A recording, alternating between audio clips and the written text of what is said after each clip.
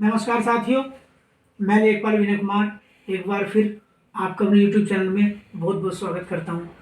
साथियों, आज का हमारा जो ज़मीन और जायदाद से जुड़ा हुआ टॉपिक है वो है कि अगर किसी काश्तकार के खतौनी खाते पर या किसी अन्य अभिलेख पर उसके द्वारा लिया गया कोई भी बैंक का बंधक का लोन का आदेश चढ़ा हुआ है, तो काश्तकार ने अगर लोन जमा कर दिया है तो उस लोन को अपने अभिलेख में से, अपने खाते में से वो किस प्रकार कटवा सकता है और उसमें क्या एक छोटा सा प्रोसेस है जिससे उसको होकर गुजरना पड़ता है।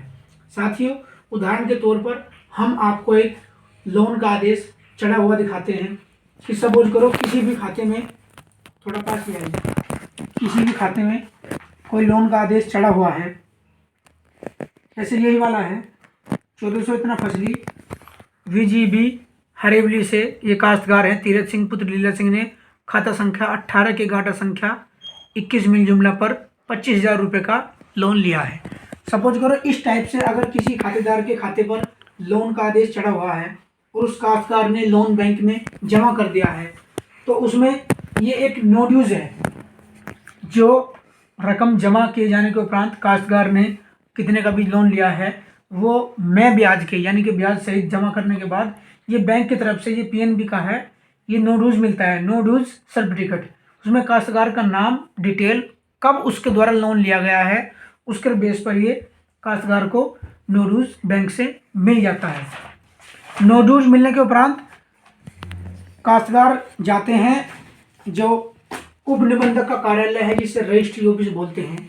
रजिस्ट्री ऑफिस में वो जाएंगे और किसी भी अधिवक्ता यानी कि किसी भी वकील की मदद से वो उसमें अपना एक, जिसको 12 साला बोलते हैं, उसका मुआयना कराएंगे कि इसमें हमारी डिटेल आप जो है लिख कर दे दीजिए, जिससे कि हम अपनी रिकन्वेंस डीड यानी कि बंधक मुक्त जो पत्र होता है उसको आसानी से बनवा पाएँ।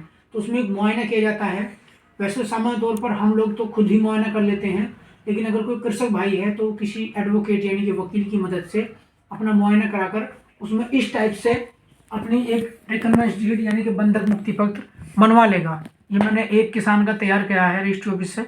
तो इसमें रिकन्वेंस डीड यानी कि बंधक मुक्त पत्र और PNB अफजलगढ़ ये बैंक का नाम हो गया, ये काश्तकार का नाम हो गया, और डॉक्यूमेंट संख्या 3568 पर ये रजिस्ट्री में ये रजिस्टर किया गया है और उसमें डेट भी लिखी हुई है 30/5/2009 को। और किस गांव में, ये गांव का नाम आ गया, ये परगना और तहसील, ये डिस्ट्रिक्ट, किस खाते में क्या गाटा संख्या है, क्या उसका रकबा है।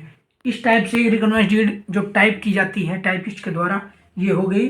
और उसके द्वारा उस पर ये 3-4 प्रतियों में तैयार की जाती है और इस पर 210 रुपये का ये सरकारी स्टाम्प जो अभी कुछ दिनों से लगना स्टार्ट हुआ है, ये 210 ओनली यानी कि 210 रुपये का स्टाम्प ये खरीदा जाता है ऑनलाइन।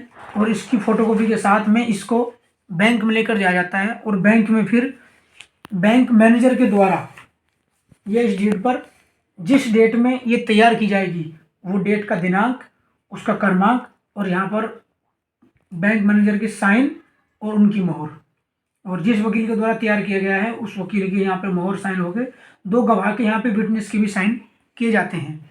ये पूरा किए जाने के उपरांत फिर इसको वापस रजिस्ट्री में लाकर रजिस्ट्री में इसको फिर चढ़वाया जाता है। ये दिनांक, बही संख्या इतना इतना, आवेदन संख्या इतना, क्रमांक कितने पर रजिस्ट्री किया गया, ये उपनिबंधक साहब के सिग्नेचर हो जाते हैं, रजिस्ट्रार साहब के।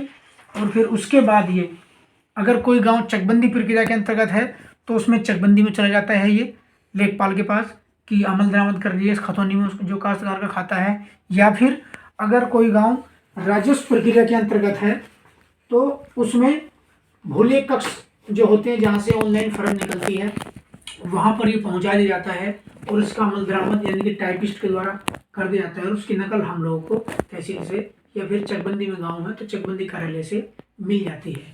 इसी के क्रम में ही अगर कोई काश्तकार लोन लेना भी चाहता है यानी कि उसको अपनी मॉर्गेज डीड बनवानी है जिसकी बंधक विलेख बोलते हैं, उसी में भी जैसे ये वाली है, ये मॉर्गेज डीड है, इसमें भी इसी टाइप से प्रोसेस से होकर गुजरना पड़ता है 12 साल का मुआयना करके। कहीं कहीं इसका हिंदी में भी विवरण दिया जाता है कि बंधक विलेख, ये इस टाइप से कितना लोन काश्तकार चाहता है और मैनेजर के साइन और रजिस्ट्री में इसको चढ़ने के उपरांत इसमें फिर भोले कक्ष में इसका अमल दरामद खतौनी पर अंकित कर दिया जाता है।